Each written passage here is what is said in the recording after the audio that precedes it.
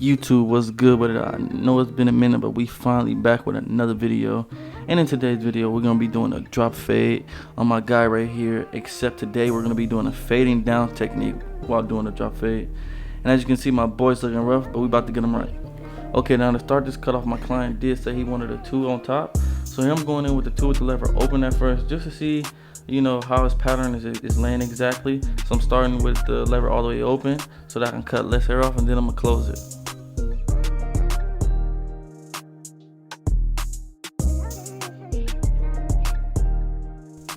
Now to set my first guideline in, I'm gonna go with my Oscar Octanes, and right here I got the 5/0 blade on it, which is equal to a trimmer. And as you guys are gonna see, I'm gonna set this guideline very low in the back because I'm really trying to keep this fade low as possible.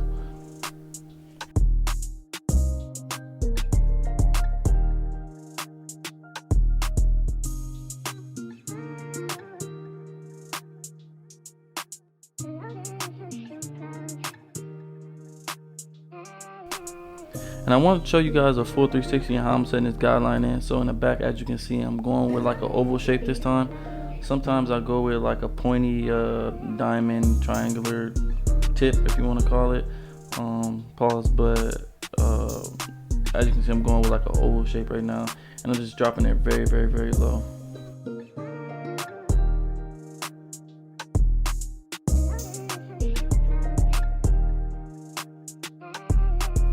Okay, so now we're just about to follow up with the photo shaper just to get everything real bald, just so we can get this real crispy transition.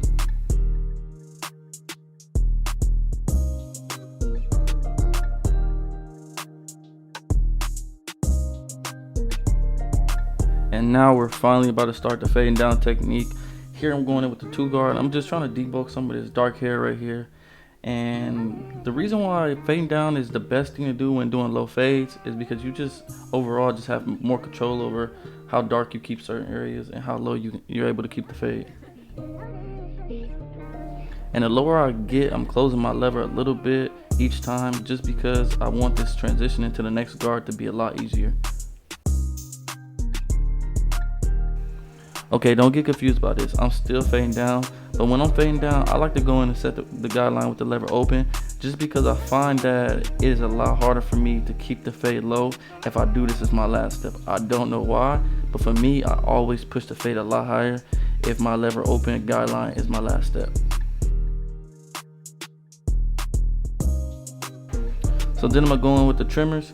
I'm just going in, I'm gonna just nudge the bottom of that line because we did go behind that with the foil shaper. So to soften this line up, I'm gonna just go in with the trimmers, and it's gonna make that transition a lot smoother and a lot easier.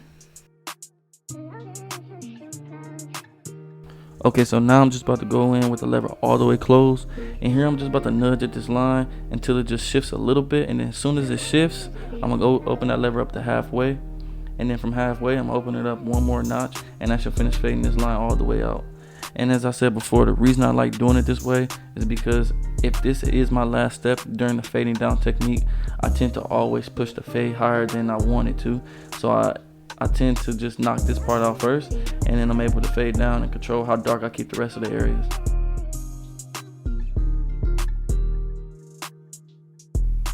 Okay, so now we're back to fading down, and here I'm going in with the 1.5 guard, and right now I got the lever all the way open, and I'm just going right below where I ended with the 2 guard close, and this 1.5 guard all the way open should blend right into that 2 guard close.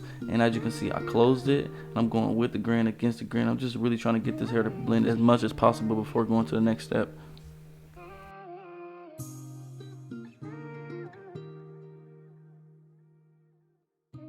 Okay, then we're gonna do the same thing with the 1 guard. We're gonna start with the lever all the way open, and we're gonna go right below where we ended with the 1.5 guard close. Alright, and as I said before, it should fade directly into the last guard. So we're doing that, and then we're gonna close it. And when I close it, I'm gonna nudge at that bottom line just to make it a lot easier and to make the next transition a lot smoother. And with the 1 guard with the lever all the way closed, it looks like it's not really cutting any hair at the bottom of that line, but really the purpose of this is just to soften up this line, so when I do follow it up with the half guard, it's a lot easier to do.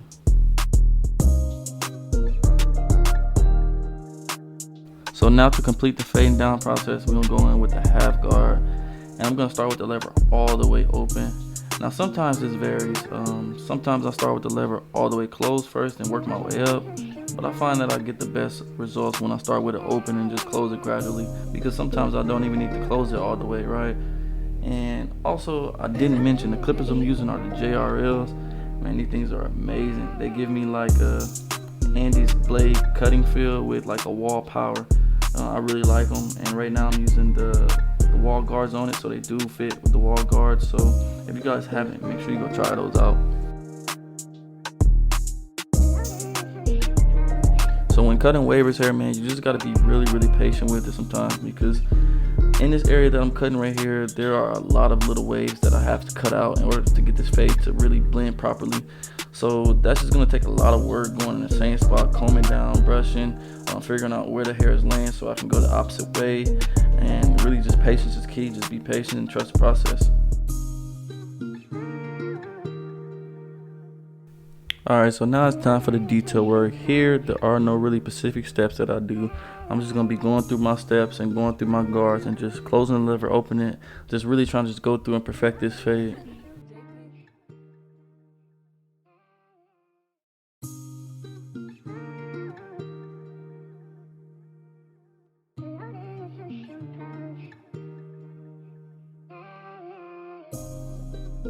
Okay, now a lot of times if my guards don't quite get the job done, what I'll do is I'll follow it up with this tool right here, and this tool is called a razor comb, and it really just gets the hair to lay down and really just evens everything out. And I really like this tool. It makes the blend turn out a lot better. So on every single fade, I like to end it with this right here. This right here is the 1A, and I like to just use this to connect anything from that half, between that 1 and a half together. And I'm just going through and I'm just gonna do a lot of detail work.